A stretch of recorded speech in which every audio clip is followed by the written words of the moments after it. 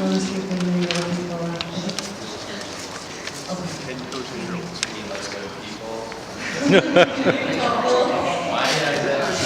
Don't say anything.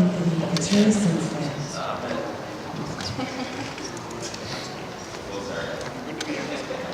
Yeah, you can start. Go for it.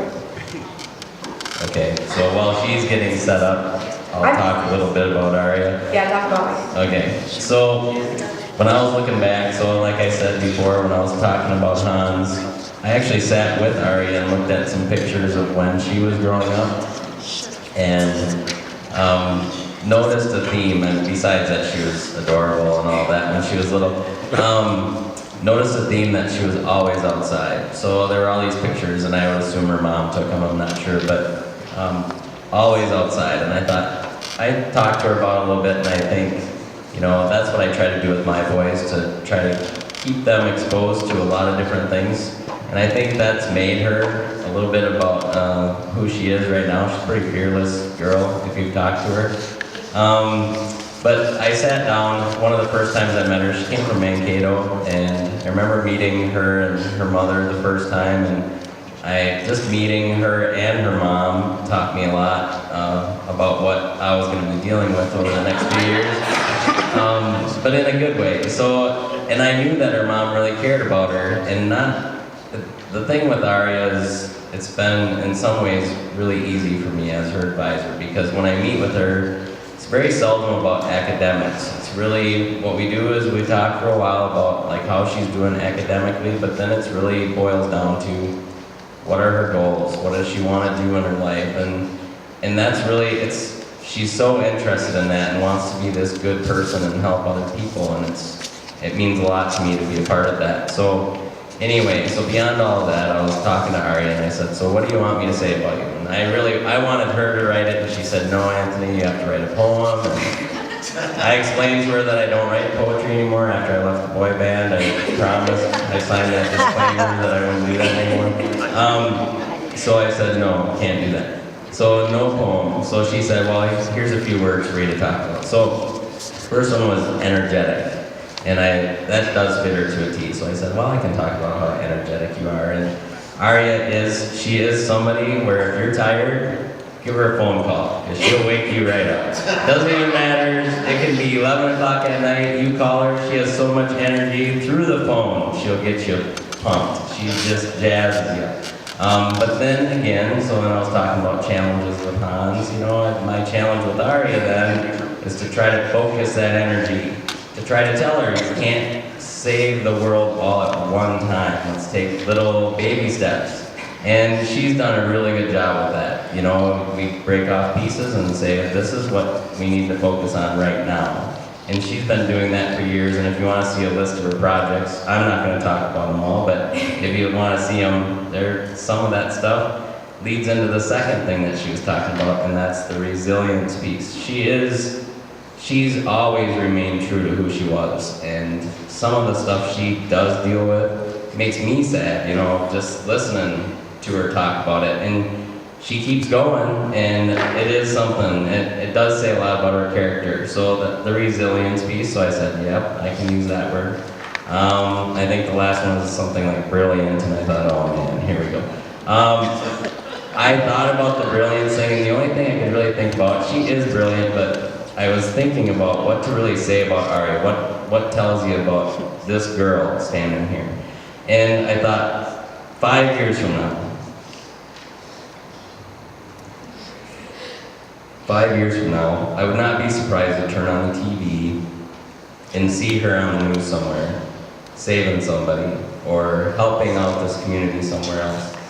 And that's what I was thinking about, and I said, what is that, you know, how big of an honor is that to get to meet somebody like that?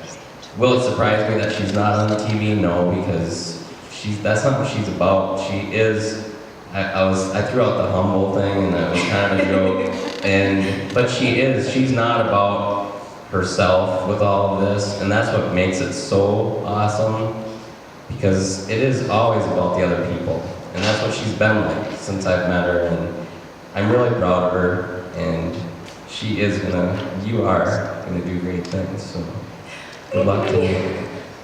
And I'll talk to you later. Oh, goodness. Okay. Oh, yes, that's the song for the you were mentioning. Yeah, okay. Anthony, that was so much better than home, and I kind of feel like crying a little bit, but in a good way. Okay, gotta focus now.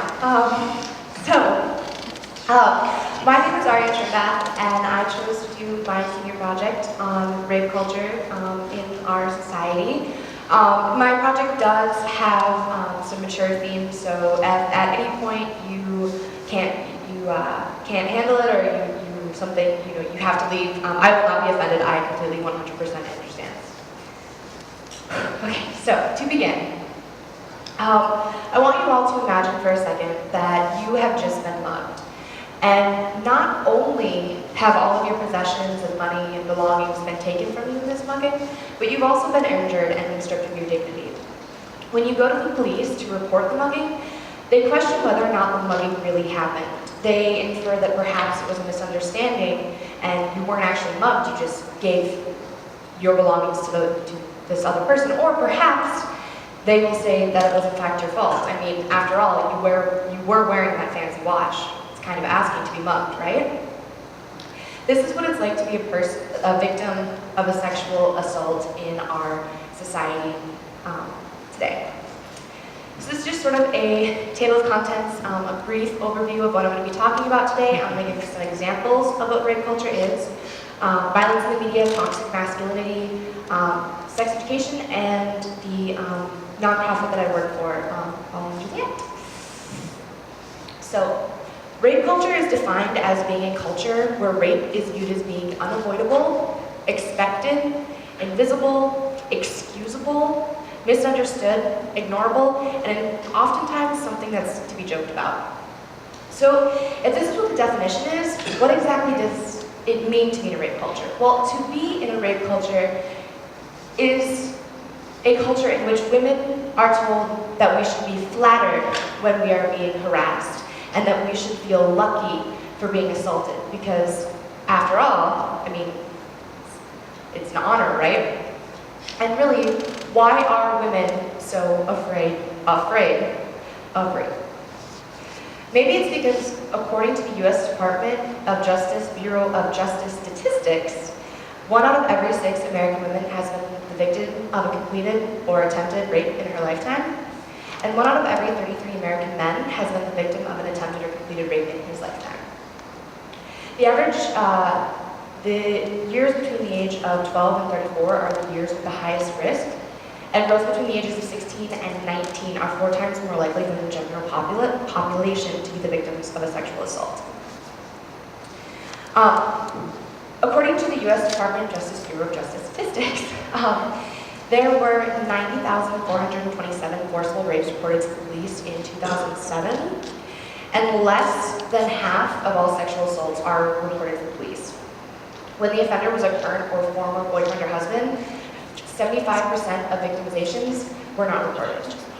And when the offender was a friend or an acquaintance, 71% were not reported. When the offender was a stranger, 44% were not reported. Rape is one of the most underreported crimes. And really, why would it be one of the most underreported, most feared crimes? Well, maybe it's because we have memes like this that go around on different social media networks that are joking and poking fun. So what creates rape culture?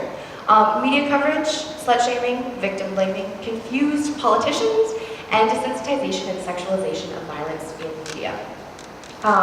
We'll talk a little bit more about this. So, in the summer of 2012, there was a news rape case that made headlines. It was a Stupidville rape case, and what happened was this girl had been at a party, and while being passed out, drunk and passed out, she was assaulted by 2 or 3 of her fellow students there.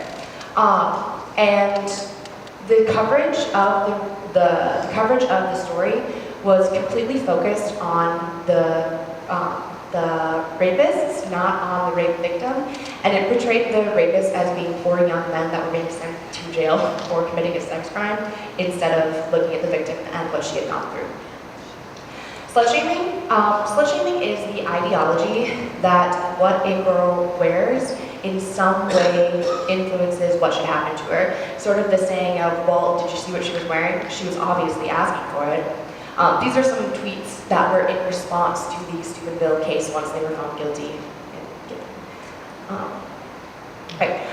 Victim blaming, this is sort of when another cause for why rape is one of the most underreported crimes is because of this idea that the way that you act or dress or what you do or even your gender in some way makes it either okay for you to be the victim of a sexual assault or rape, or makes it so that it doesn't even happen. Confused politicians. So this is one of my favorite quotes, and it is from Todd Aiken. And it says, from what I understand from doctors, pregnancy from rape is really rare. If it's a legitimate rape, the female body has ways to try to shut that whole thing down. Now this is scary for obvious reasons, like the blatant ignorance of the people running our country, but it's even more terrifying when we think about how these are the lawmakers that are choosing what is going to be the consequences of committing a rape, and these are the people that are going to be choosing what options are available to victims after a rape. So these are the people making the laws and affecting it, and if they don't understand, I mean, really. Alright, so now I'm going to talk a little bit about sexualized violence in media. Social studies have found that the more exposure young people have to graphic depictions of violence, the less emotional response they have to filmed violence. And this is especially concerning for young males because the more exposure they have to these sexualized images mixing sex and mixing violence, the less likely they are to react to brutal images of women being victimizations of women. This leads into my next topic, which is toxic masculinity. So toxic masculinity is the socially constructed attitude that describes the masculine gender role as being violent, unemotional, sexually aggressive, and dominant over other men and women. It's sort of the ideology of, well, boys will be boys, or men are just like that, and this assumed idea of what a real man is. And this concept and this expectation that we place on young men growing up in our society creates a very unhealthy environment for them to come to terms with their own sexuality as well as their sexual assault and being happening to both women and themselves. Of course, I am not a teenage boy, nor have I ever been a teenage boy, nor do I ever want to be a teenage boy. And so, I can't really speak on this as well as I wish, but I do have a video to show you that I think speaks pretty well on this topic, and no. When it happens, I'll start it over. Hi, my name's Will, and I sincerely think that rape is hilarious. When it happens to dudes, it's horrible when it happens to women. When men getting raped is hilarity. Adam Sandler's comedy, That's My Boy, and Give Me the Greek, Horrible Bosses, Wedding Crashers, Abu Ghraib Prison. Mindy England was not a war criminal, she was a comic trailblazer. And hey, I myself was violated by my grade 8 socials teacher, Ms. Tucker, not a pedophile, a woman. And when she molested me, I was like, score, because I was a horny 13-year-old boy, and I totally wanted to have sex, and now I totally had sex with an adult I trusted. My caseworker keeps trying to convince me it was a negative experience. Well, my current caseworker, I can never talk about it with my first caseworker because she was a woman. Can't open up to them emotionally. Not because I was raped by one. I mean, it was statutory, not real rape. I mean, I wanted it.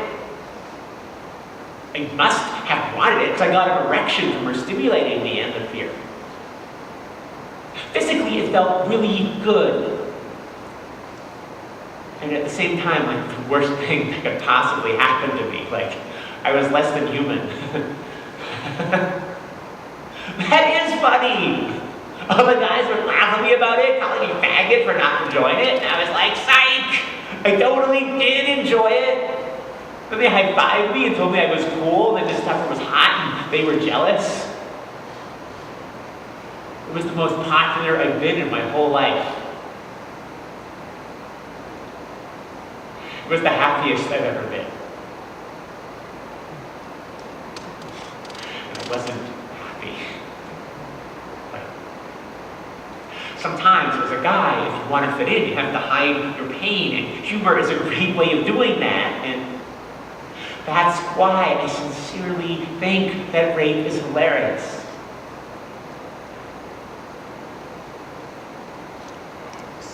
Because I have to.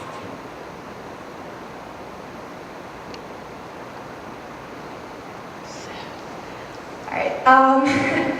So that's just a small look into what toxic masculinity. Whoa, I went way far.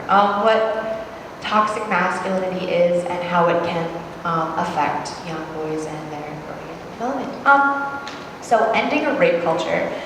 These are some of the steps that in ending a rape culture. For one, we can stop blurring the lines between.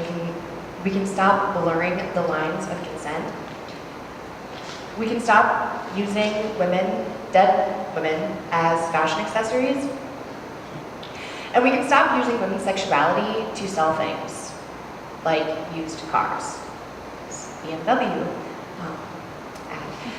We can stop celebrating women for their sexuality and men for their accomplishments, and instead celebrate them both for their accomplishments.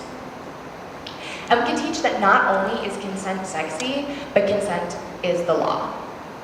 So what does consent look like? What does a consent culture look like? Well, to start, consent is not silence. It is not the absence of a no. It is not something that you are forced or guilted or coerced into, and it is in no case ever expected. Consent is communication, feeling safe to say no, having a choice in what is happening, being able to ask questions. It's enthusiastic, and it's retractable at any time. Just because you agree to one thing does not mean you agree to all things. And just because you've done it before doesn't mean you need to do it again. And in all cases, it is sober. But most importantly, it is educated. Unfortunately, in our country, we have a very warped idea of what sex education is.